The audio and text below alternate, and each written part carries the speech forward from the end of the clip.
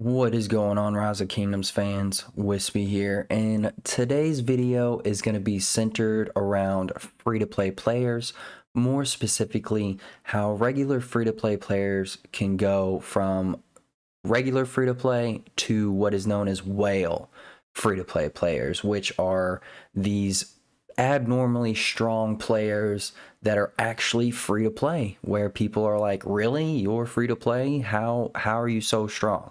So if you like guides that help you optimize and grow your account, then consider subscribing, because we come out with videos like this all the time, especially between KVKs, so you're not going to want to miss out. Now, we are going to be talking about three main things that you can do. I could have broken it down even more than that, but those other things would have fallen under these three that we're going to cover anyways. So, step one, that thing that we're going to talk about is make sure you're doing all the events available to you in the game. Now, I know it seems very, very obvious. Also, comment below if you struggle with any of the things that we cover in this video. I know I struggle with some as well, but do all the events. Like the smallest things, spend all your action points, okay? Spend all your action points. Make sure you're utilizing the free 500 that you get every single day. And not only use your action points, barb chain them. Take your action points max value to the limit, to where you literally could not get any more value from your action points. Make sure you're doing the daily events.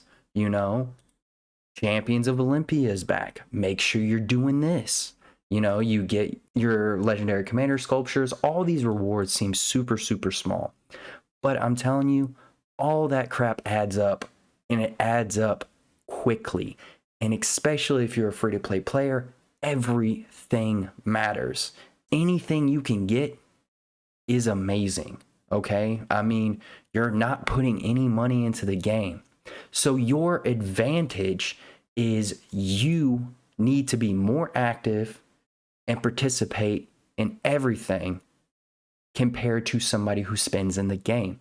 I struggle with competing and doing some of the events. That's one of my weaknesses. The action point thing, though, that's not my weakness. I'll make sure that I do that. Now, I'm lazy with it. I use 5 marches. I don't barb chain. I do maybe the first week in KVK, and then I get bored of that, and so I do 5 marches in KVK too. Yes, I use my action points, but I don't do it like efficiently like I should.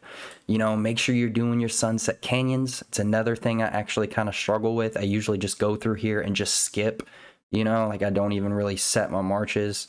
But just everything, make sure you have your boosts going. Just every little thing that you can do, it matters. I mean, you're free to play. You need every advantage you can get, and this will take your account to the next level, okay? Because the reason why people are spending money is because they don't want to spend the time, okay? They are trading their time for money. Like, that's what they're spending money for.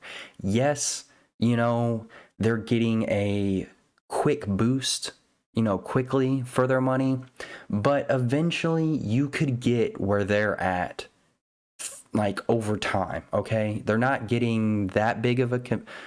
Okay, how do I say this without saying it wrong? They get a competitive edge, yes, but they don't get somewhere where you can't get to eventually, okay?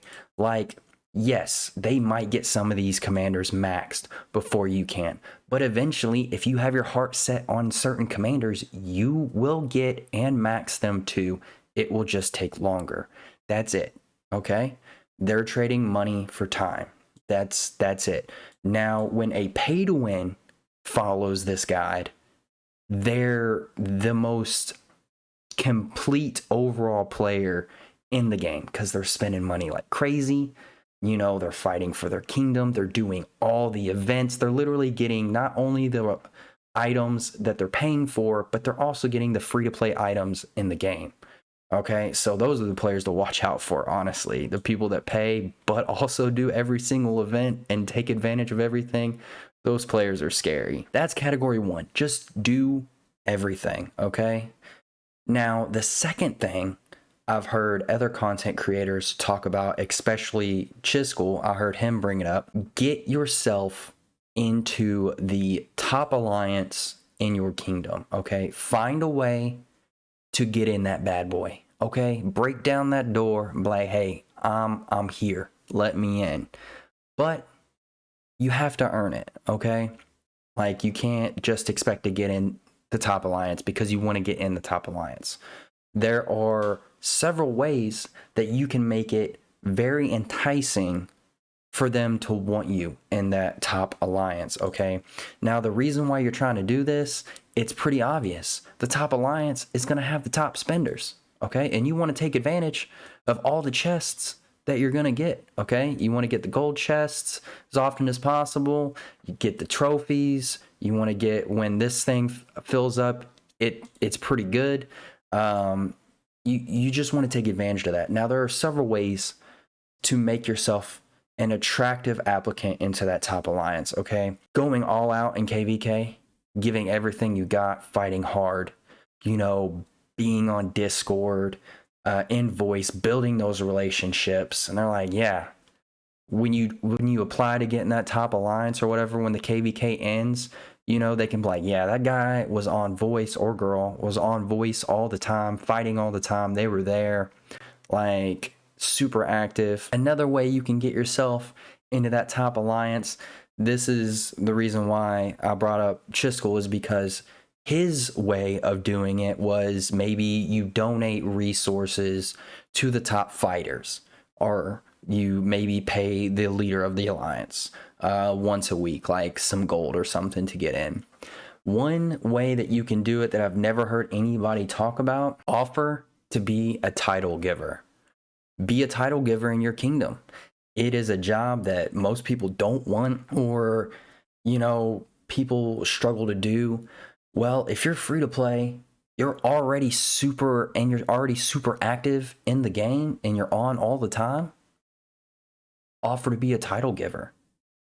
You know, most kingdoms, the title givers are in the top alliance. So it's kind of like a reward.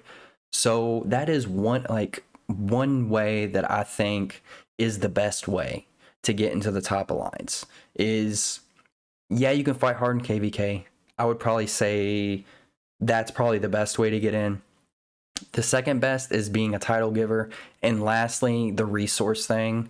But, I mean, who really wants to give up the resources? You're trying to grow your account, okay? So I would save that as like a last resort, like a Hail Mary. But I would go with fighting hard in KVK or being a title giver. Those are your two best options. That way you can reap the benefits of getting all those gold chests that those pay-to-win players are giving. Like, you need those. They help a lot. Now, the last thing that will elevate your free-to-play account to the next level is you want to create as many farm accounts as you have time for. Okay? So, if you have enough time to have 3 farms, then you should have three farms. If you feel like you have the time to have 5 or 6 farms, you should have 5 or 6 farms. Yes, they will take time to build, but I'm telling you, it is a game changer. Okay, I've only ever had 3 farms, and I didn't even build this farm until after like KVK 2. I went through my first 2 KVKs with no farm.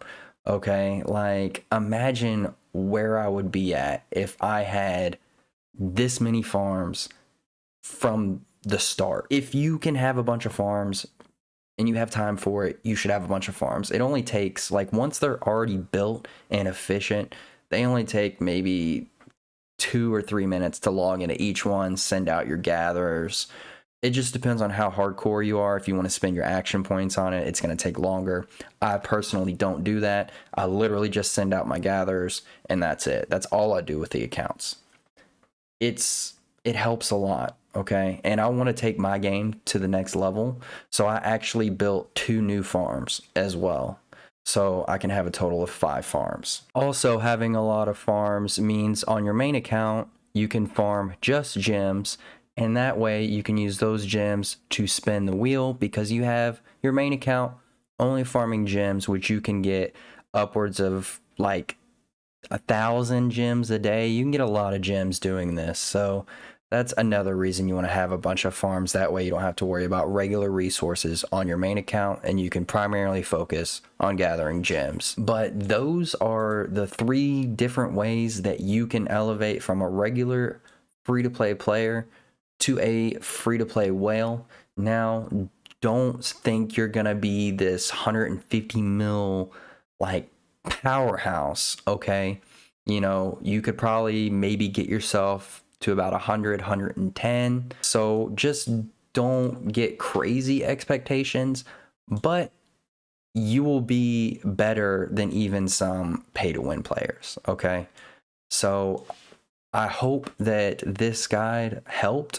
And again, if you struggle with any of the things we talked about in this video, let me know in the comments below, or if you literally do everything that we talked about in this video, also let me know. Let me know if you're one of those free-to-play whales. But again, don't forget to subscribe, like the video. But until next time, I'm Wispy Gaming. Catch you guys in the next one.